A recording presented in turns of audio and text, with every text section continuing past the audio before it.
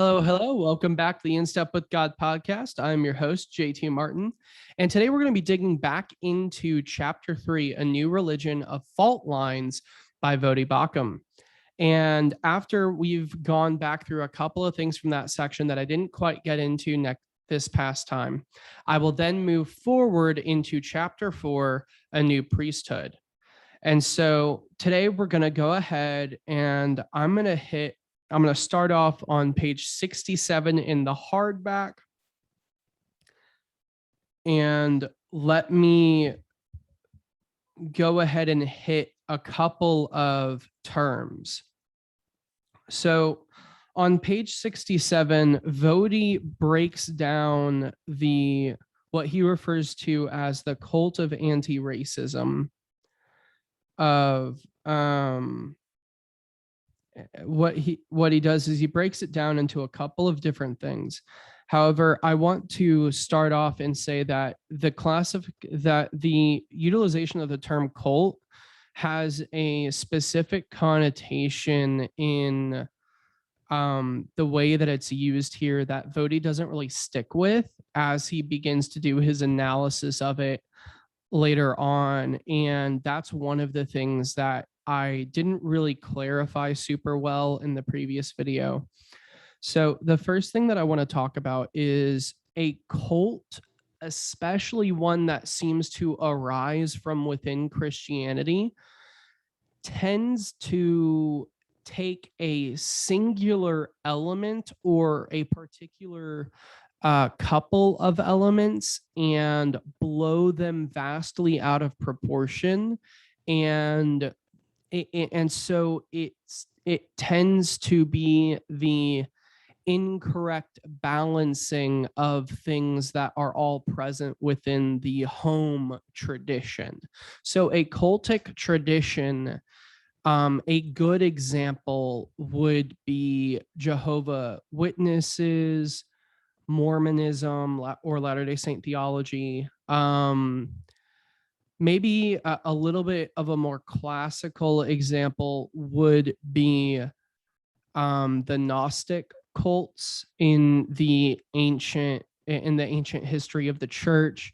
The Gnostic cults tended to isolate a singular component of the religious tradition above another. And so let me talk about one figure in history as kind of a example of a cult, and then I'm going to break down kind of where I think Vodi has making a fundamental misstep in terms of his clarity with this. And so again, it's not that I'm saying he's wrong, it's that this is a clarity thing. I think clear and concise language is something that we really need to be careful with. And so my hope is that if he does a second version of fault lines, that this is something he might address.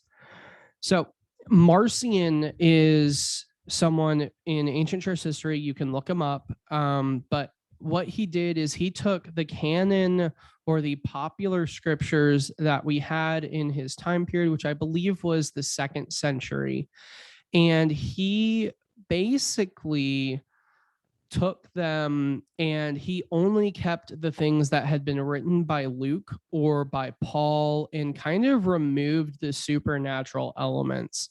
And so what Marcion did is he had a quote unquote Bible or a quote unquote canon that didn't really have the supernatural elements or narrative heavy components. It was really only the teachings of Paul, Luke, and Acts.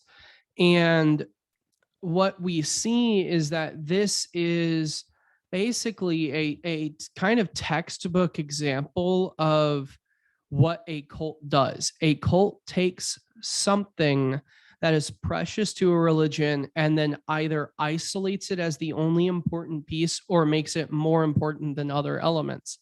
And so that's what Marcion did. And so that is part of what a cult does. And so when when we discuss CRT as a cult, we should be trying to show, here are the things that here is the mistaken priorities. Here is the elements that have been isolated. Unfortunately, Vody uses this language and then he doesn't stick with kind of the classificatory elements. Now then he uses cult understandings for a different element, but it's not necessarily the primary element. And so one of the quotes that he has on page 67 is this: in classic cult fashion, they borrow from the familiar and accepted, then infuse it with new meaning. This allows the cult to appeal to the faithful within the dominant Orthodox religions from which it draws its converts. This is accurate, but it's not the primary element of what's occurring in as far as I'm aware. This is maybe an oversimplification. I think that it might be more accurate to say that what happens is that when a cult borrows from the familiar and accepted and reprioritizes the accepted meanings. So it's not that they're necessarily always changing meanings, it's that they're making certain things of higher priority.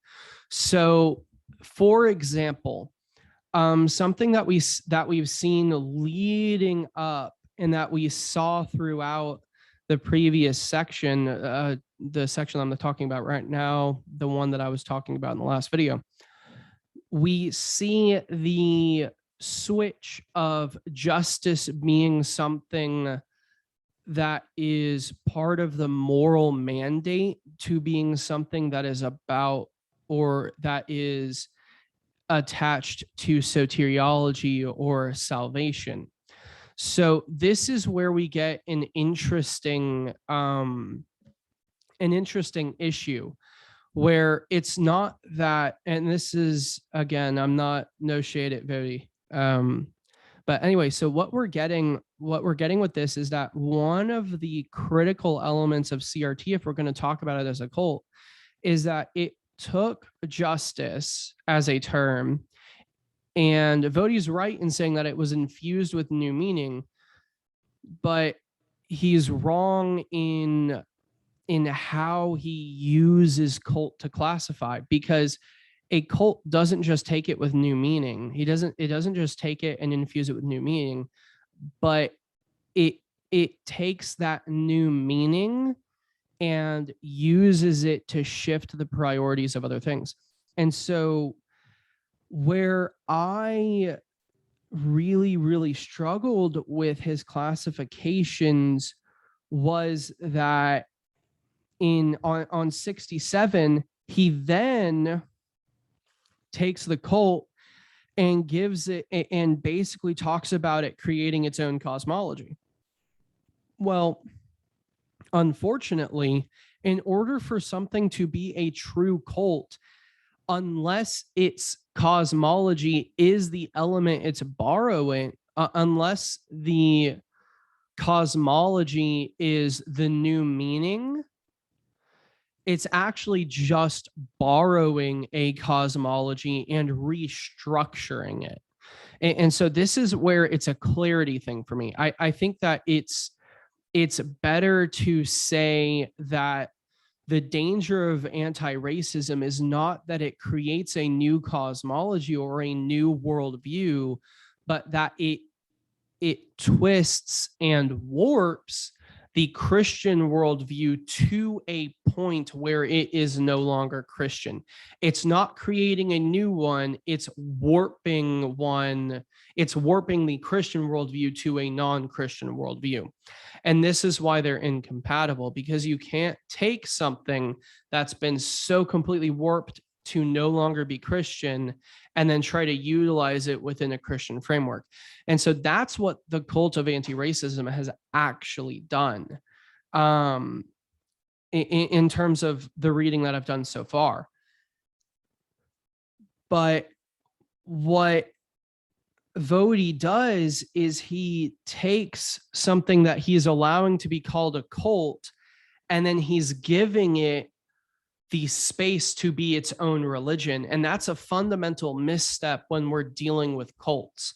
We have to keep in mind that cults are borrowing from a tradition and restructuring and reprioritizing those elements. And if we lose sight of that, we actually lose sight of the fundamental building blocks from which that cult was born.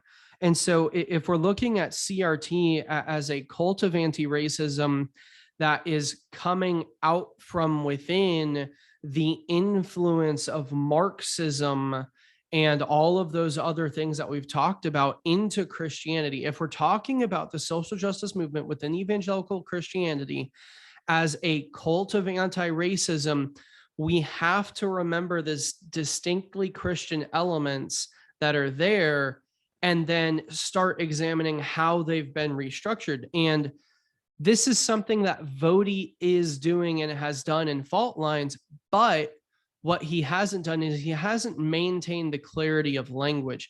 He's trying to view it as a borderline new religion rather than viewing it and dealing with it as individual elements that have been warped from their original function. That's something that I disagree with. And so with that being said, I want to get back to kind of the structure of how he did the new religion piece. One of the things that I think stylistically I can understand why it's done, it made it easier, it made it easy to follow, but I think it gives CRT too much credit. I think it gives it too much legitimacy. Whenever somebody, kind of, so let me, rather than doing a huge monologue about it, here's an example. What Vody has done in Fault Lines in the new religion section is he took the foundations for what CRT, CSJ, and all of those things are, like their logical conclusions as it relates to CRT. It took those foundational principles and put them in the language of Genesis 1:1, first day, second day, so on and so forth. The issue I have with that is that it would be the exact same thing as somebody taking the foundational information of the Latter-day Saints and putting it in terms of Genesis 1:1 language. My problem with that is that it gives too much credit to the cult. It's not something that I think actually frames the issue correctly. By putting it in this way,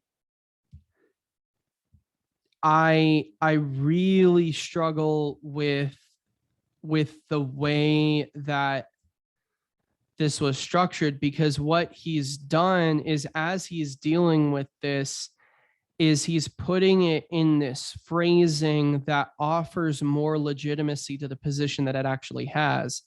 I was talking with my mentor and my good friend Phil Carlson about some of this the other day, and I think Phil summed it up rather well. And this is a very rough paraphrase, but I want to give him credit. As we were kind of talking, it was basically this idea came forth that what Vody had done is he was trying to make a inherently inconsistent system more logically consistent as he was dealing with it. And so in doing so, he's kind of given the argument more legitimacy than it deserves, because he's not actually treating the argument for what it is and what the arguments actually are. He's treating them as a more logically consistent system than what they actually are. And so I think that is problematic. And that's what I mean by giving it more legitimacy, is that he's actually treating it as something that is more logically consistent than it actually is. And I got into some of this in the other video, but I want to I want to really kind of hone in on and tackle a specific element. So what anti-racism kind of claim, or at least the way that Vody is representing anti-racism, what it's essentially claiming is that if you are naturally white, it means you are ideologically predisposed to theft, plunder, and genocide. But it also, there's not a logically crafted explanation for how someone is white. It claims white is an ideology, and but it doesn't really give a coherent explanation of how someone is white. So essentially, what the anti-racist language does is it creates a category, but doesn't really explain how someone comes to be involved in that category. It kind of assumes certain elements of that aspect of the conversation. And so what we're left with in terms of what CRT is saying is we are left with this kind of wishy-washy partial explanation. And what I mean by that is that because it doesn't explicitly say how someone becomes white, it could be talking about, it could be talking about their skin color. Okay, well, that's problematic because then we're getting back into the same issue where we are generalizing an entire group of people because of their skin color. Is that not what racism is? So if it is a physical thing, like if you are physically white, then you are white ideologically according to these definitions.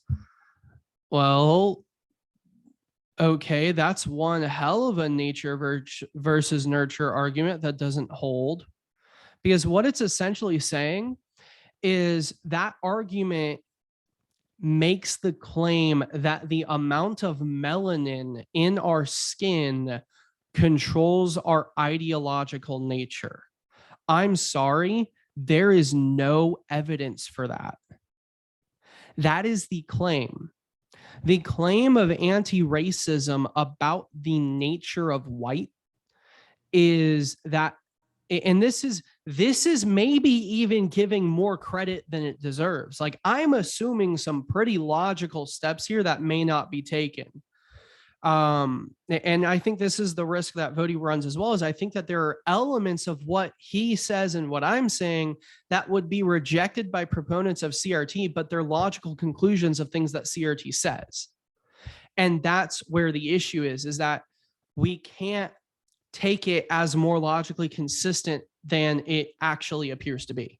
And I think that's part of the problem of how people are dealing with it, is that we're giving it more logical credit than it appears to be. So with that being said, I'm going to go ahead and we're going to dive into the a new priesthood section. So this is something that I want to talk about from a philosophical perspective first. Then I'm going to get into the word priesthood. And then we're going to get into some epistemological things. And epistemology is the study of knowledge. So one of the most critical things is the term priesthood.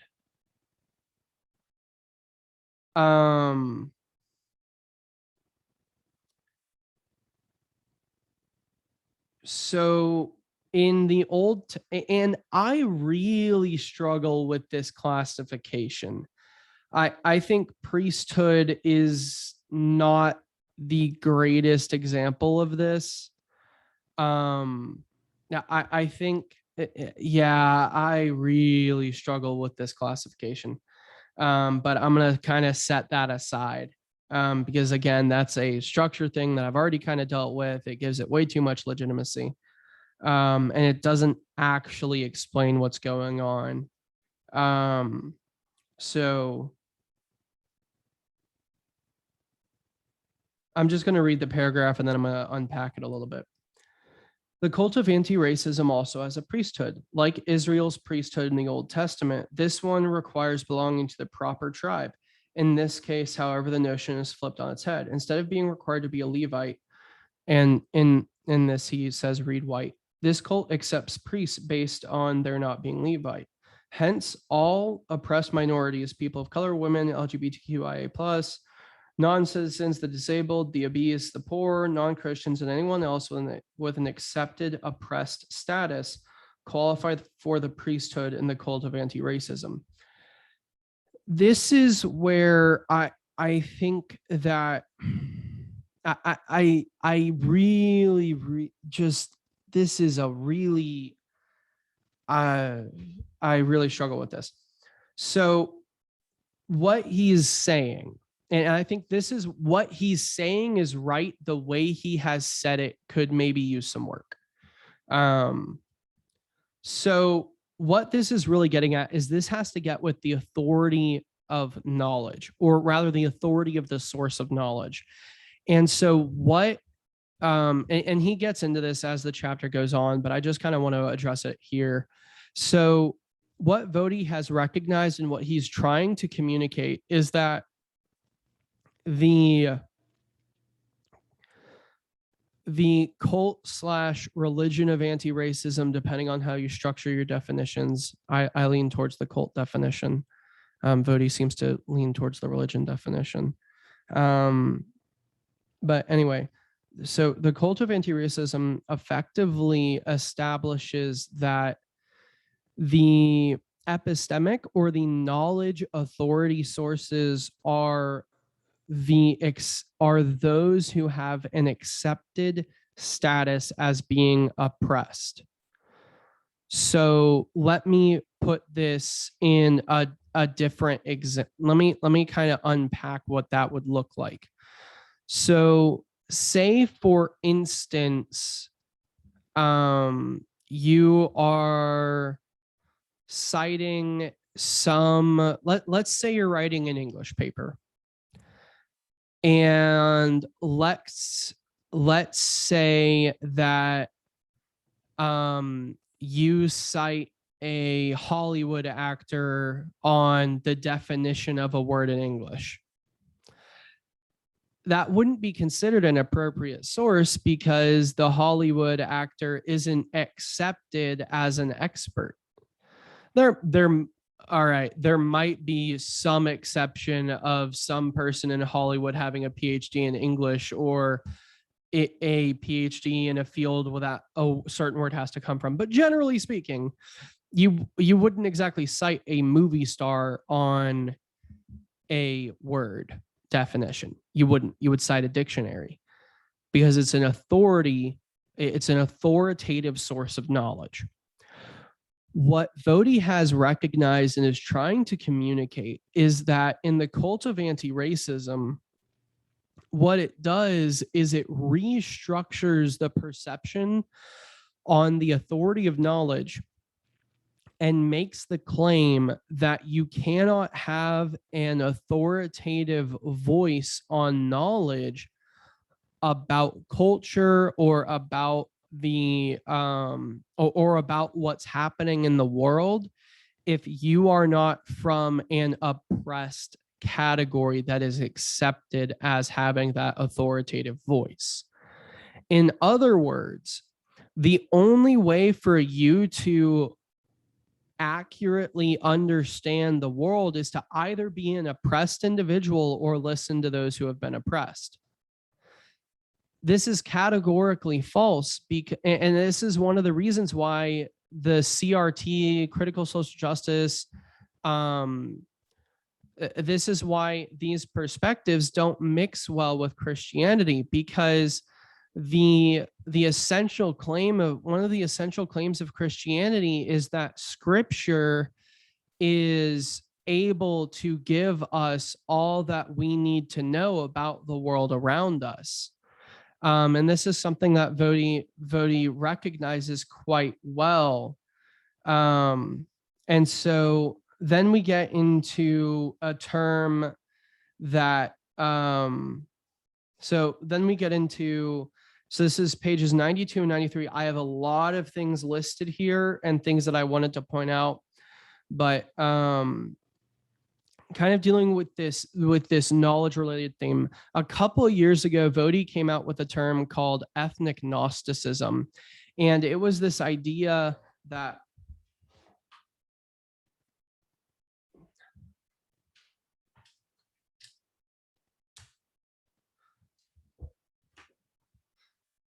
apologies.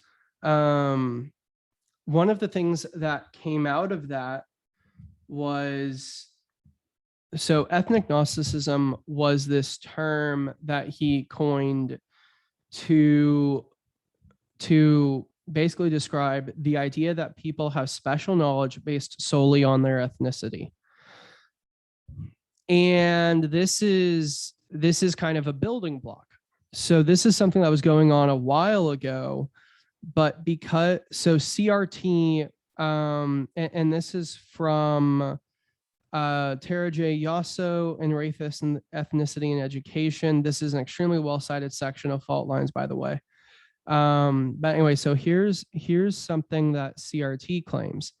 CRT recognizes that the experiential knowledge of people of color is legitimate, appropriate, and critical to understanding, analyzing, and teaching about racial subordination. So let me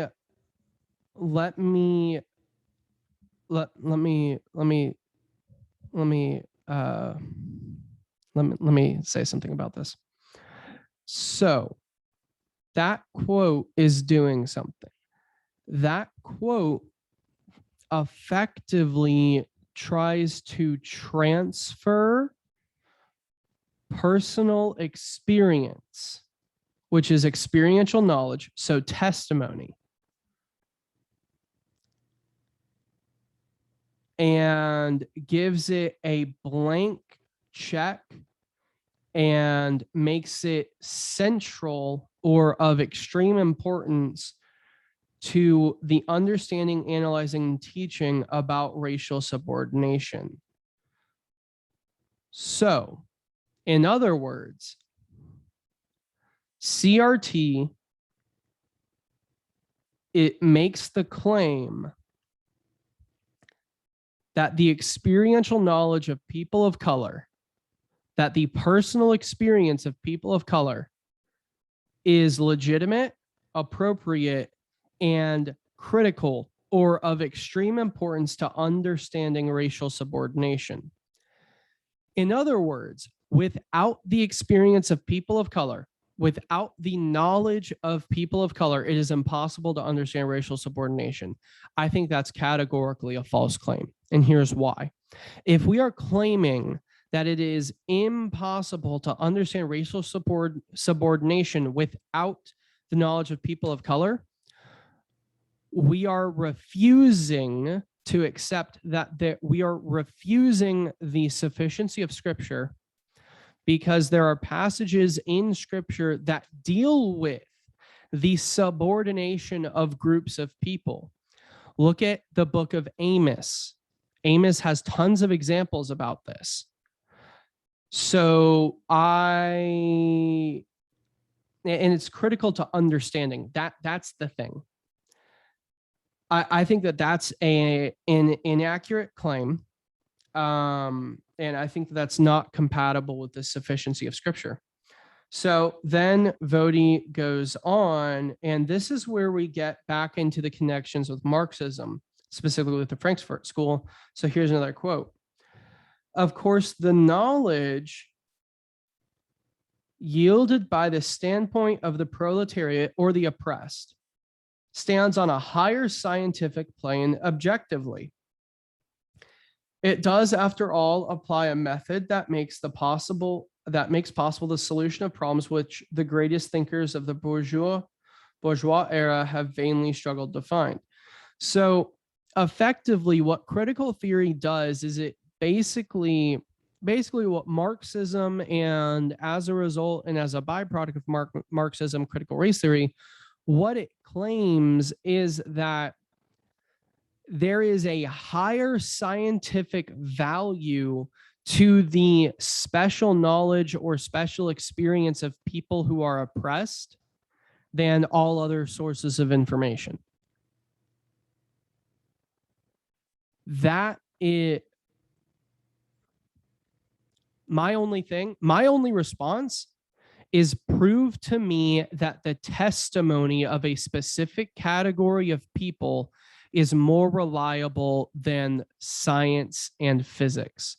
Prove to me that the testimony of an individual is scientifically countable.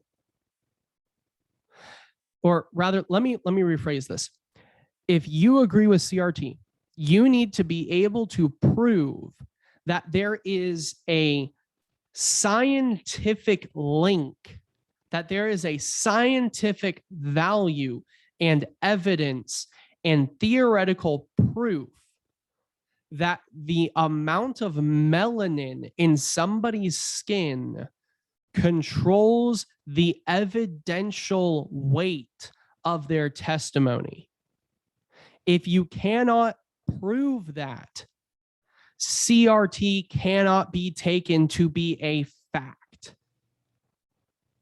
Hear me again. CRT and anything it proposes cannot be fact if the premise that melanin is a factor in the evidential substance of an individual's testimony cannot be proven to be true empirically. If you cannot prove that, CRT and nothing that it claims can be true.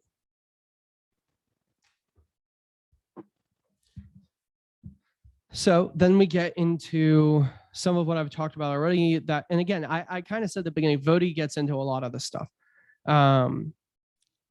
So in the broader assumptions of the critical social justice movement, it's more appropriate to use the term minority Gnosticism. I would shift that a little bit. I think that this is where where there's a little bit of inconsistency. I think that it would be better to classify it as oppressed Gnosticism like if we're going to be dealing with anti-racism on its own shoes, then this is a part where it is logically consistent, is that it deals more heavily with the oppressor versus oppressed rather than the majority versus the minority. At least as it relates to this, as far as I understand. Again, I may be wrong. But I think that oppressed Gnosticism would be more indicative based on, and this is something that Vody even recognizes, so I don't know why he didn't just use the term this way. He writes, in fact, it is their oppressed status that, according to CSJ, gives these groups their special knowledge. And so let me again clarify something on the last video. So there were things that made me uncomfortable that CRT was supposedly claiming based on the way that Vody was representing it. And then I was just also uncomfortable with the structure of how Vody was putting it together. So I wasn't uncomfortable with his analysis. I was uncomfortable with the way he presented the information that he was representing in trying to be fair to the way CRT represents itself. And so one of the things that CRT kind of gains from its lineage in terms of the thought line, specifically from radical feminism, is something called standpoint epistemology. And so this is something that, this is from Sarah Harding. And so this is kind of, I'm just going to read quotes without Voddie's little dialogues in the middle.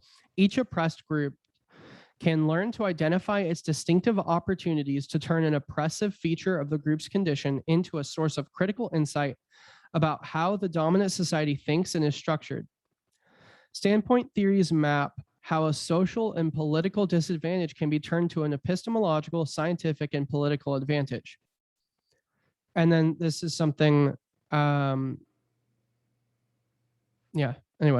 And then here's the next part of the quote. There's a cognitive asymmetry between the standpoint of the oppressed and the standpoint of the privileged that gives an advantage to the former over the latter. Not a difference, mind you, an advantage. So what standpoint epistemology says, what standpoint epistemology claims is that the oppressed have a knowledge advantage over the oppressor. Not a difference in perspective, but an advantage of perspective. That is I'm sorry, I would have to see a crap ton of studies to give that any sort of credence. And I don't mean just scientific studies. Like I don't know if I could just accept that. I would have to talk to a lot of people and do a lot of my own research to even come close, because that is a very bold claim. And here's the thing, is epistemology is about assumptions. It's about assumptions of the nature of knowledge and how we gain it. So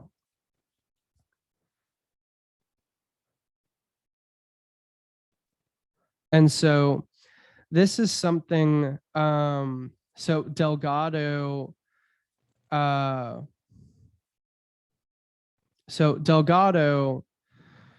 writes that CRT also draws from certain European philosophers and theorists such as Antonio Gramsci, Michael Foucault, and Jacques Derrida, as well as the Black Power and Chicana movements of the 60s and early 70s.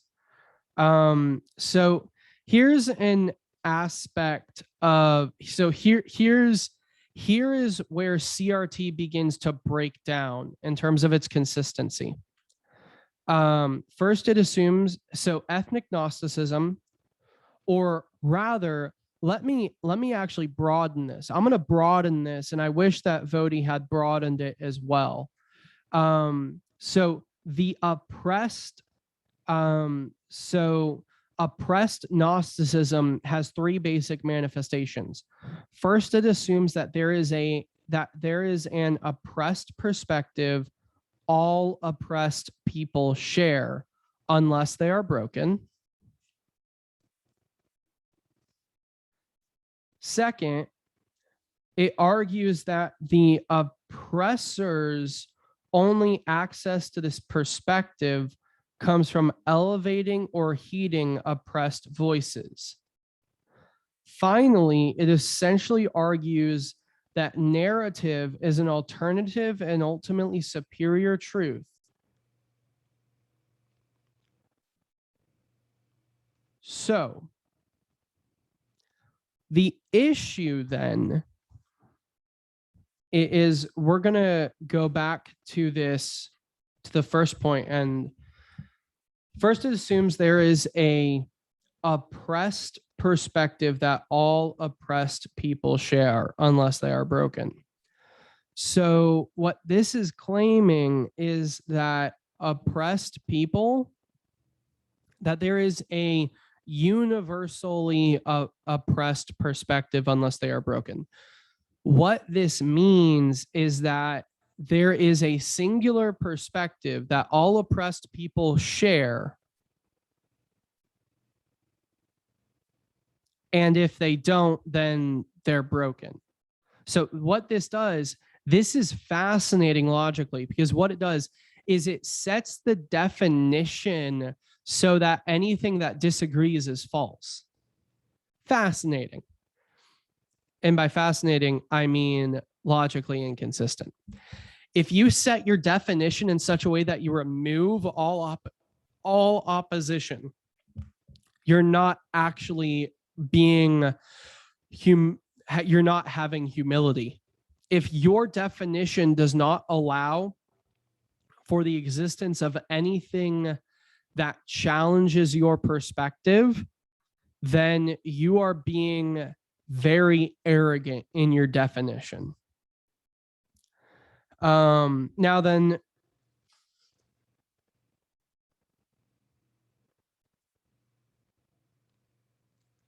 so then we get into the second piece, and this is where we get back into the epistemologies thing.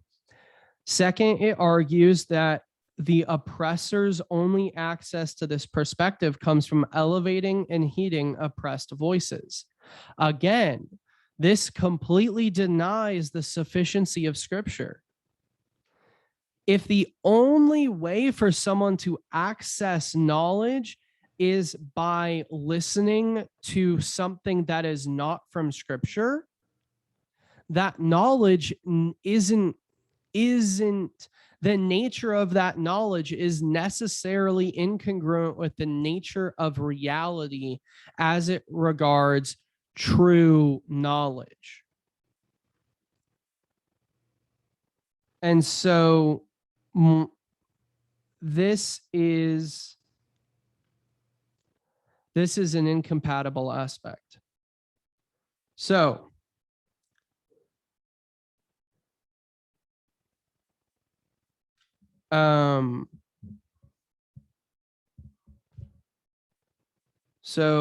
then he gets into some examples. Voddie does very, very good work in this section. He breaks things down. He gives citations. I don't really have a whole lot of issues in this section, or at least none that I'm willing to dig because there are some things where I kind of have like, there's things I'm still doing research into. So I may come back and talk about this at a later time, or I may not, because I didn't find a problem with it in my research. So here is the end result.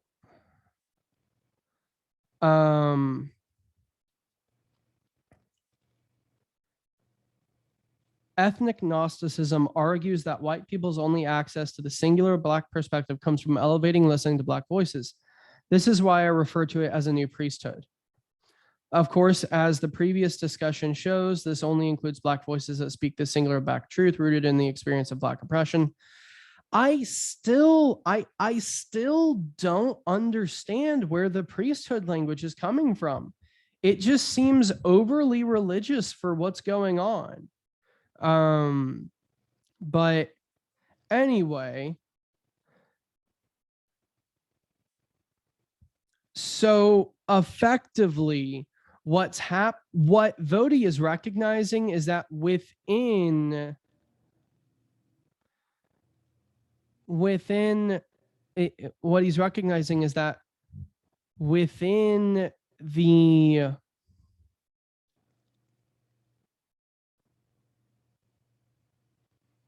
what he is arguing and what he is recognizing is that CRT has seeped into the church by way of how we practically view the sufficiency of Scripture. In that CRT has seeped into the church in such a way that we no longer believe the Bible to be sufficient in all topics. And this has happened slowly over time in different things. But in a sense, the reason that critical race theory and I'll make this broader. Anything that is founded upon the lens and perspective that CRT promotes cannot be trusted. It must be tested. And so if you are a Christian who believes that white privilege and systematic racism exist. Do your own research. Dig into it. Don't just trust that it's there. If you cannot come to a conclusive, logically consistent understanding of how it exists, why it exists, and you cannot see a possible solution for getting rid of it, then it cannot actually exist. Case in point, white privilege. So if you are a Christian who believes white privilege is a social fact, you need to find another way to prove it other than CRT, because CRT is logically inconsistent and the entire analytical lens crumbles. There are assumptions about the nature of knowledge and the nature of humanity that are logically impossible and unproven within CRT. And for that reason, there are lots of conclusions that do not make logical sense. So and white privilege is one of those. White privilege cannot exist outside of a CRT lens, and CRT is logically inconsistent. Therefore, white privilege cannot exist. Or at least the way that we understand white privilege cannot exist. So, this is where we get into, I wish this had been better cited.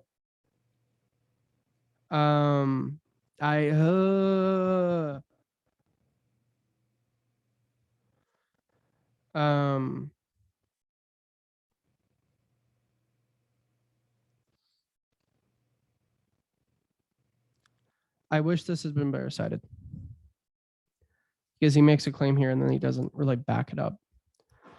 So this is why critical theorists believe that the quest for objectivity is tantamount to a quest for white supremacy. And two, we must value voices for social context outside the racial hegemony to experience what critical theorists refer to as other ways of knowing. This is crucial to CSJ, since critical scholars argue that a key element of social injustice involves the claim that particular knowledge is objective and universal. I agree with him, but it's not very helpful to people who do not have a research background. I think that it would have been more helpful if he had been able to find someone quoting something similar to each of these points and being able to cite that. Even if it was anecdotal, like anecdotal, when we are dealing with stuff like this, it is better to have anecdotal than no citation at all.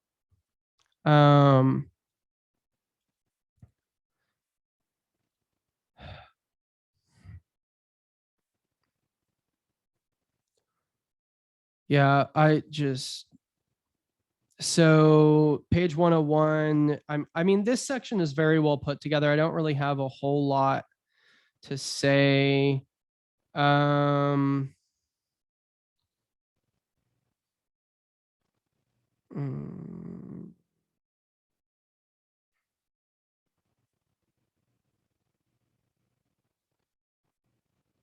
again, and he starts he gives examples of the issues.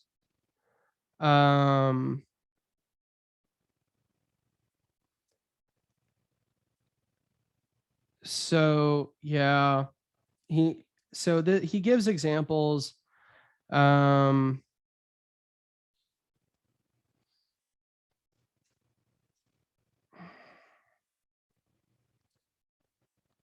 Yeah.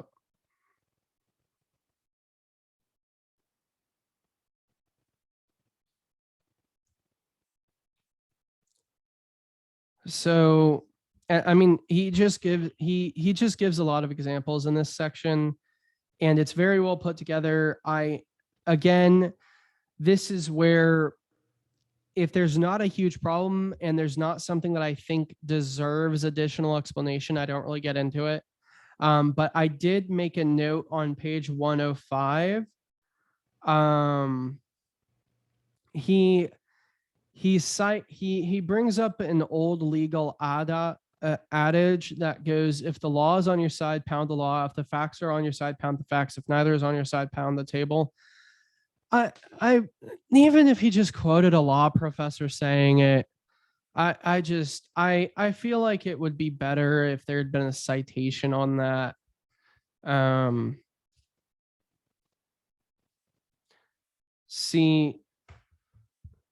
So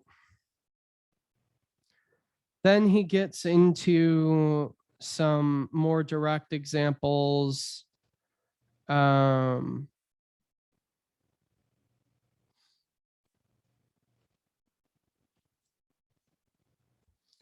Yeah. So in essence, most of my critique in this, there's just not really much of it at this point. I mean, there's a couple of things, but it's not. Fault Lines is very well put together. And I think that there are certain parts that are way better than others. Chapter 4 is a really good example of that. There are certain sections of chapter 4 that are extremely well put together. There's just a lot of anyway. I hope this has been informative. Please consider subscribing to the channel, give the video a like, leave a comment. If there's something you want more information about, please let me know. It's beginning to be hard for me to tell what I need to be explaining more carefully in these videos because of how in-depth I am with this stuff right now. So if there is something that I'm barely talking about that you're confused about or that you want more questions about, please put it in a comment so that way I know and that way I can address it in the next video. With all that being said, this has been the In Step with God podcast. Comments can only be made on the YouTube video. I don't really see comments on any of the podcast software, so leave it on the YouTube video if you have a question. I hope everyone is having a blessed day, and we'll see you next time.